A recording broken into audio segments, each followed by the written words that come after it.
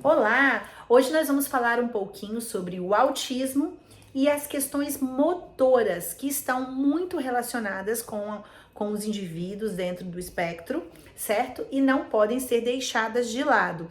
Mesmo eu sendo fonoaudióloga, atuando com linguagem, na minha experiência com fala e linguagem, eu não posso deixar de colocar aqui a importância do trabalho motor, através de um profissional de educação física, de um fisioterapeuta, enfim, né, de intervenções motoras nessa criança, que favorecerão e muito o desenvolvimento dela na parte de linguagem comigo, aqui no consultório também. E também, esse vídeo tem a intenção também de fazer piscar um alerta, um sinal amarelo, uma atenção aí para algum papai, alguma mamãe que ainda não tenha diagnóstico do seu filho. O seu filho está com atraso na fala, na linguagem, tem uma dificuldade de imitar, não aponta, não olha, olha pouco, não atende quando é chamado, enfim. Ou destoa também para mais, é uma criança que está apresentando comportamentos de altas habilidades, fala muito bem, fala até mais do que deveria, já tem um vocabulário extenso demais para o esperado para a idade, então eu falei de um destoar para menos e agora um destoar para mais. E independente de qual dessas duas situações, do autismo com altas habilidades ou do autismo, né, necessitando de suporte aí, eles tendem a ter questões motoras. Quando a gente vai pegar os estudos, em torno de 80 a 90% dos indivíduos, vou falar mais das crianças, que é o que eu mais atendo, certo? É o meu foco, crianças e adolescentes. Mas quando a gente fala de indivíduos com autismo, cerca de 80 a 90% tem questões motoras. Então, assim, aí é aquele menino que geralmente é perna de pau para jogar futebol, a forma, né, como as pessoas falam, a não ser que a criança faça um hiperfoco. Eu tenho um paciente de altas habilidades que ele é fantástico no futebol, mas porque ele criou um hiperfoco e treinando todo dia e fazendo mais de uma vez por dia, então ele se tornou, ele venceu essa dificuldade no futebol, mas em contrapartida ele não consegue andar de bicicleta, por exemplo, né? Então, é uma criança de 3, 4 aninhos que tem dificuldade em andar de bicicleta, que tem uma dificuldade no equilíbrio, não só com 3, 4 aninhos, né? Eu falei em relação à bicicleta. É uma criança que tem dificuldade na pega do lápis, a letra da criança é uma letra mais...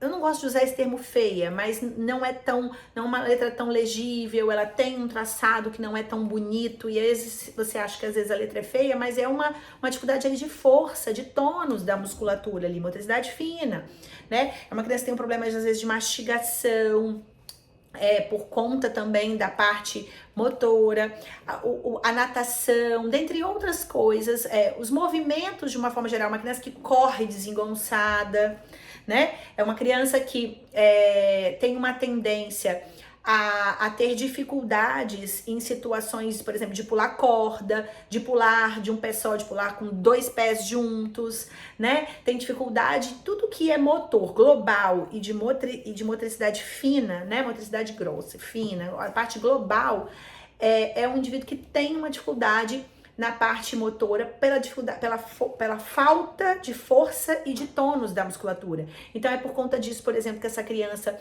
senta em W muitas vezes, tem geralmente às vezes uma dificuldade na coluna, por conta de um problema de coluna, por causa disso tende a ser às vezes mais arqueado, às vezes, não são todos, ok?